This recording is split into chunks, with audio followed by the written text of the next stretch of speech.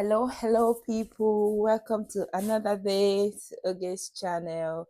And today we want to make another sourdough. So this will be my second time making a sourdough. The first time I used the tap water, and so this time around I'm experimenting with a filtered water. I tried it with my starter and I saw an immersive result. I'll add a link here. You can go and watch the experiment when I use the starter and chlorine. So today I'm going to use filtered water all through to mix, as that makes the dough rises more well. And I don't have a measuring instrument here, so this is where the Africanness in me kicks in. I use my instinct. I know it's, don't be like me if you've got a measuring list to use, but if you don't have, it's still not an excuse not to bake, because cooking is an act to me, and you keep guessing and guessing until you know the right measurement to use. I know it's not really ideal because of one or two, but I'm the one eating it. So yeah, so let's go. Without further ado, let's start. So we are beginning with a starter. So this is my starter mix already. I told you, go watch it. The link is there on how to make your sourdough starter, and I'll basically be taking everything. So you put your starter in a bowl. See everything, because this is the wild yeast that is going to activate the process, going to make it ferment. And this one I'm going to add the flour and water to it later to make another one for subsequent time. So I'm just going to add a reasonable amount of water because I want to make one loaf. So because the last time I made it, I noticed that it was a bit hard, so I'm going to add quite a generous amount of water to be enough, because I'm using like 2 cups of flour. So you mix the water and your starter, because that is the wild yeast that is going to activate. I love the smell.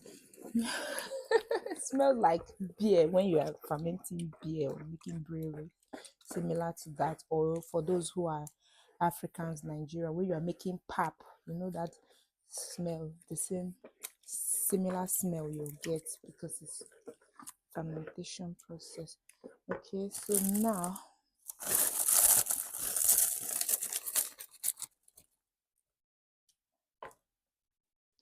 I'm just gonna make it, not gonna mix it so this thing. So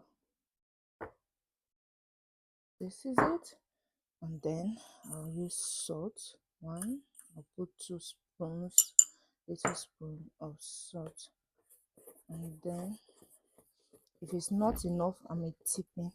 So it's a rough mix basically we are gonna do.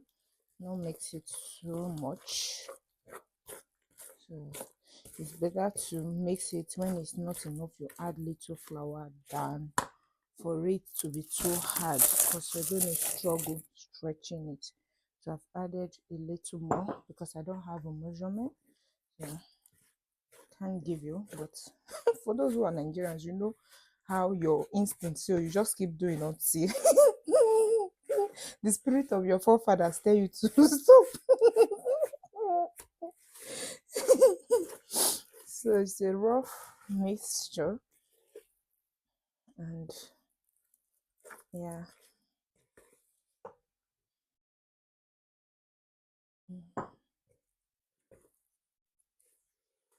Yeah, you don't want it too soft and you don't want it too hard, so you still want a situation whereby, see, and we want it stretching. So it's a rough mix, it's a shaggy mixture according to how I learned it on Facebook. Shaggy mixture. So I will tell you another trick I use. If you mix it and you discover that it's a bit too hard, when you are folding and turning. You just be dipping your hand in water and be using to soften it. Just like for those who are Nigerian, you know how when your fufu is too hard, you use water to be. So that's like this. Why for this one? If you find out your mix is too soft, you sprinkle flowers when mixing. So it's difficult to go wrong with it. So that is the skill. So here's my shaggy mixture for my sourdough. This is the quantity I want because it's still gonna rise. And next is to wet this and then let it rest. You know, it's a gluten. We are gonna let it rest. It's a lovely day, but it's not so warm. And yeah, so I'm gonna stick it in the cupboard and wrap it with some of woolly cloth to keep it warm and moist. So I'm gonna let this sit for 1 hour and then I'll come to do the first folding. Thank you guys.